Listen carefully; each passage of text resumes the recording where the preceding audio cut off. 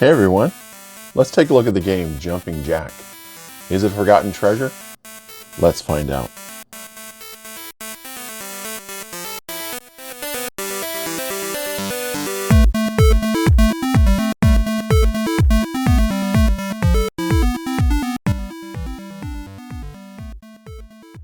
I'm exploring Commodore 64 games, and today it's Jumping Jack, or 3D Jumping Jack, because this version has an isometric perspective.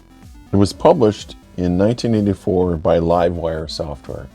In the gameplay, I'll be exploring three main items: the title and menu, maps and levels, and the player. This should be a good way to keep it consistent across multiple game reviews. In the instructions here, 3D Jumping Jack, it's a game where the player controls our hero, Jack the Frog, in an attempt to get him to his riverside bay within a countdown of 60. His journey takes him across a busy dual carriageway with cars, trucks, buses, etc., and then a fast-flowing river.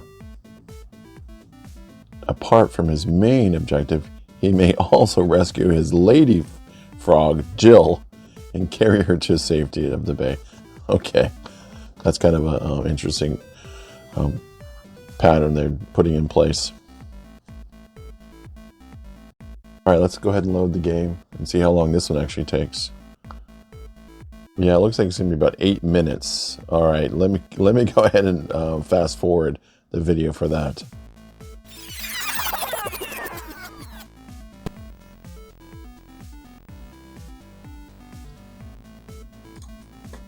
All right, we got the title screen. I'm going to probably go through all of the gameplay and the title screens before I do the technical review. Oh, that's cool. And it looks like we got points table. Kind of outlines all the points for each thing there. Let's see, bonus life at 20,000.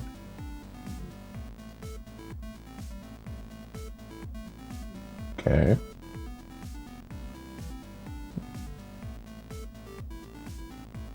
I'm anxious to get playing here, but I'm going to go through all the screens.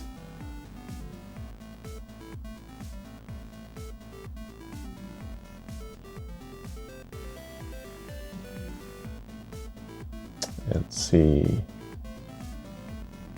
All right, so now we have function keys. So I guess if you hold control and you press F1, system reset, player option, game level. And then the next piece there is if you do shift. And if you do, I guess if you do nothing, just F1 is pause the game. All right, and it looks like the controls, if you're just using keyboard, you can define them. All right, Hall of Fame, cool.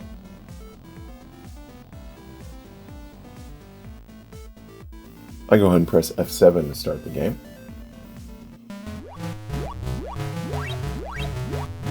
This is a cool Froggle clone. Alright.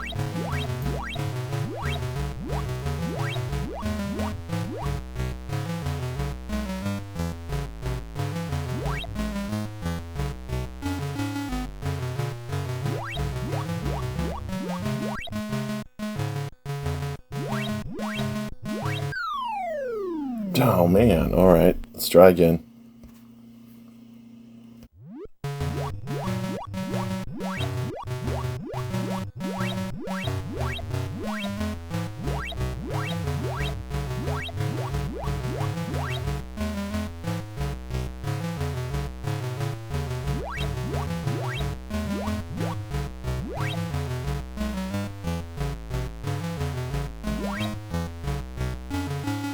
Oh man, I don't get that fly.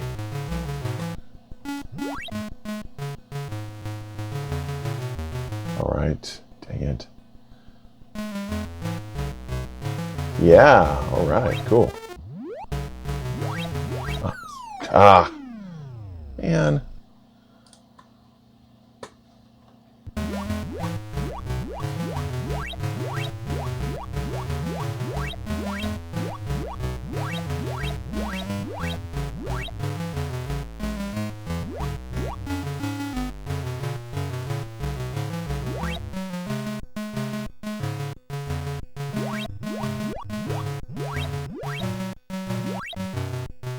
Every time I get here, it's like I'm trying to get the Jill frog, but I gotta go back the other way.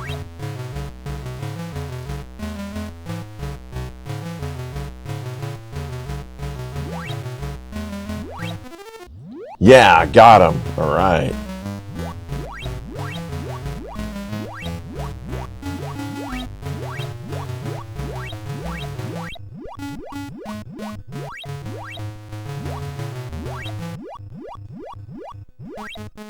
Ah, I got Jill. Cool.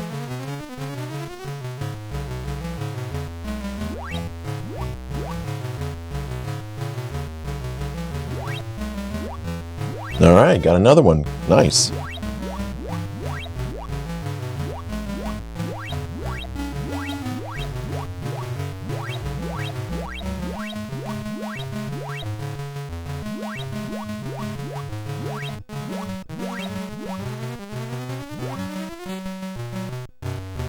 Oh man, really? Boo. Okay. All right, cool. We get to enter our initials. Let me fast forward a little bit, just get to the end of the initials here. All right, we can press F5 to go to the different levels. I'm going to jump to level 4. Take a look at that.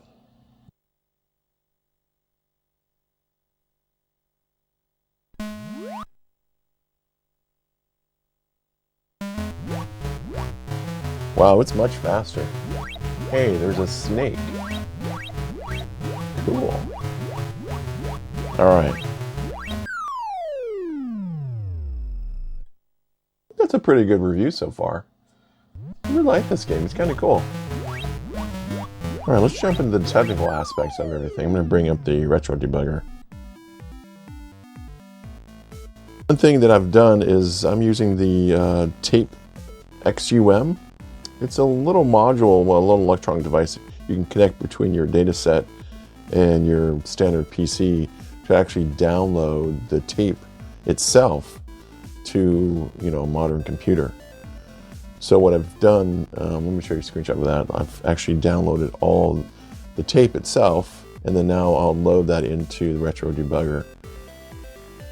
All right, we're going to go ahead and start the retro debugger. I'm running version .644.70, and I'm going to go ahead and load that tape that I got converted. First, I'm just going to drag this over. So that's going to go ahead and put it in basically inside the virtual data cassette. Let's go to the settings, and we are going to, let me just show you this here. So I'm going to hit the play button. Well, first, let me do Shift Escape to start. And let's go back to that, and then let's play. So now it's going to take approximately, I think it was 5 to 8 minutes to load. So I will go ahead and stop the video and then restart it once it gets fully loaded. All right, found it. So now it should continue.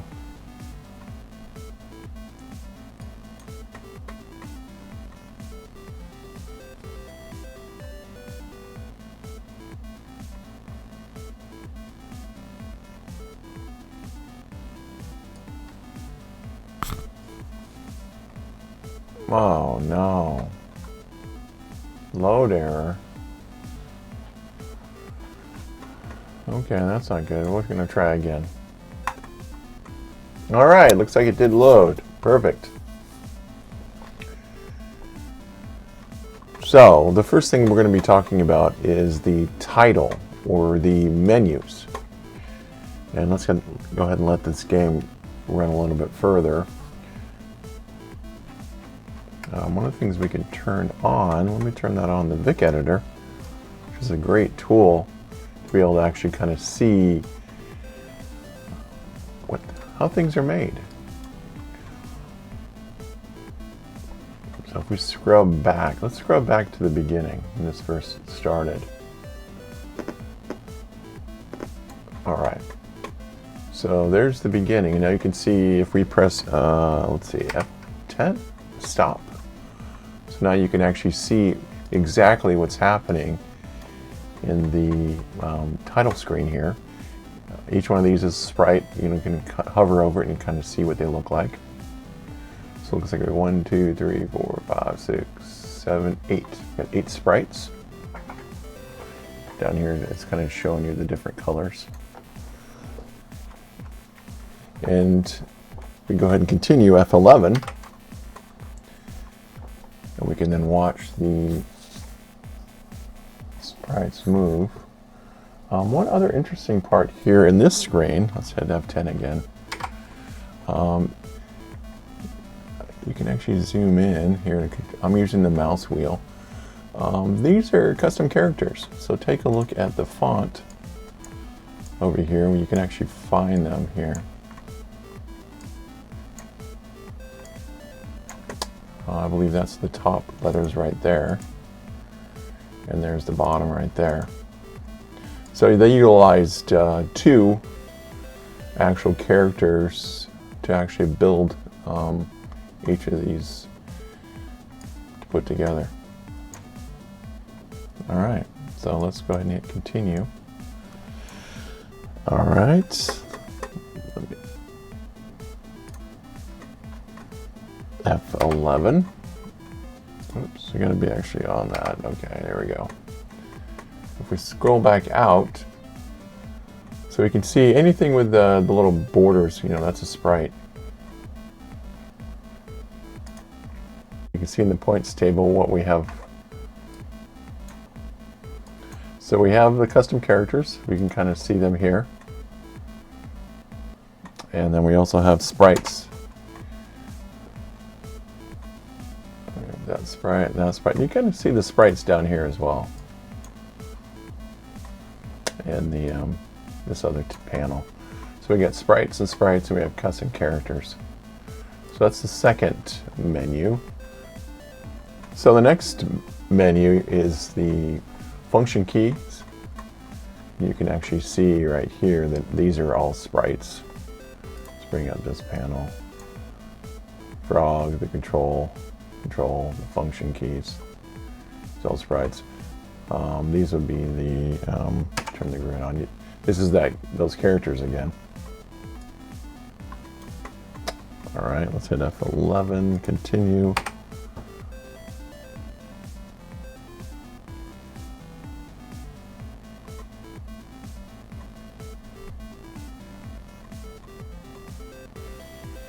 More custom characters, okay. Oh, you can see them falling off the edge of the border. And then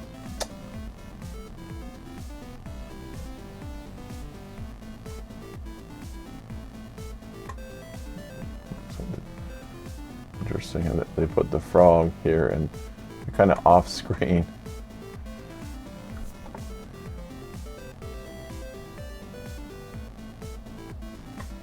All right, so the next screen is the controls, so you can modify the keys. But it's interesting is that they switch back from the custom characters to the standard font, which probably is because if you try to enter something that they didn't actually map to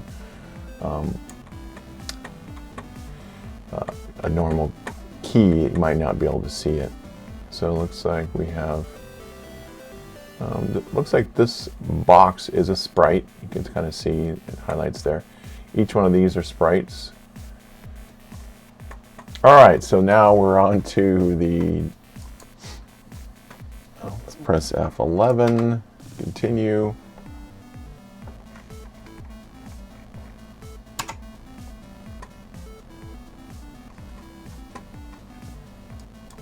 And there's one more screen. So this screen, let's hit F10. So here's the Hall of Fame. Here again, we can see there's those characters again. Custom characters, we've switched back to the custom character set. And here's the sprites. Let's take a look here. You can kind of see these. So we have the car. Move this up here, you can see it a little bit better. Interesting, there's the snake. I don't know if I can click on the snake to actually. Actually, I don't know. Is the snake a sprite? I don't think the snake's a sprite. I think actually it's hard to wait. Let me look at this angle. Oh no, there he is right there. Yeah. This is sprite. Okay. So we will continue. This is the last menu. So far we've seen a lot of sprites. Of course, because I went and changed the color of it. Now you can see it in the view there. All right, I think that's, now we're gonna go on to the actual map. Of course, in this game, there's only a single map in the sense there's a single road and waterway that we're gonna be going across. But the different levels have higher level of difficulty, speed, and other obstacles and characters that are in the game. Let's go ahead and let this start. We can actually watch the demo. It's interesting.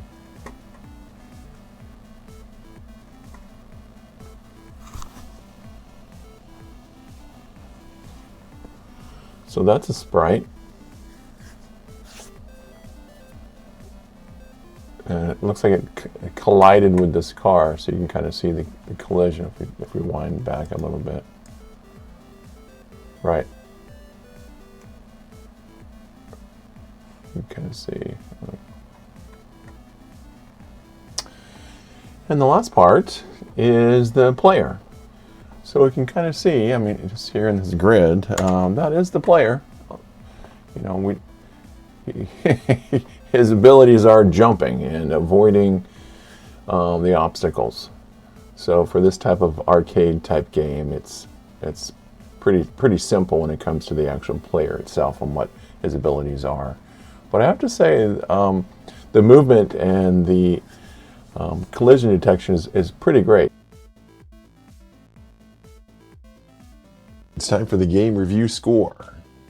Does the game hold up as a playable classic, or is it better suited as a nostalgic artifact? What do you think? Add your comments below. For me, it's definitely a playable classic. I have to say, it's a lot of fun. It is a Frogger clone, but I think it's actually better than some of the Frogger clones I've actually played. Nice. All right, that was a lot of fun checking that one out. Thank you everyone for watching. I'll have more in the future. And hey, thumbs up, let me know. And also add your comments. And as always, have fun in exploring the world of retro computers.